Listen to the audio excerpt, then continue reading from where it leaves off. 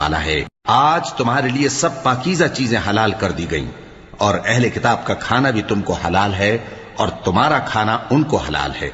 اور پاک دامن مومن عورتیں اور پاک دامن اہل کتاب عورتیں بھی حلال ہیں، جبکہ ان کا مہر انہیں دے دو، اور نکاح سے عفت قائم رکھنی مقصود ہو، نہ کہ کھلی بدکاری کرنی اور نہ چھپی دوستی کرنی۔ اور جو شخص ایمان کا منکر ہوا اس کے عمل ضائع ہو گئے اور وہ آخرت میں نقصان پانے والوں میں ہوگا۔ مومنوں، جب تم نماز پڑھنے کا قصد کیا کرو تو اپنے منہ اور کوہنیوں تک ہاتھ دھو لیا کرو، اور سر کا مسح کر لیا کرو، اور ٹخنوں تک پاؤں دھو لیا کرو، اور اگر جنابت کی حالت میں ہو تو نہا کر پاک ہو جایا کرو، اور اگر بیمار ہو یا سفر میں ہو یا کوئی تم میں سے بیت الخلا سے ہو کر آیا ہو یا تم نے عورتوں سے مقاربت کی ہو،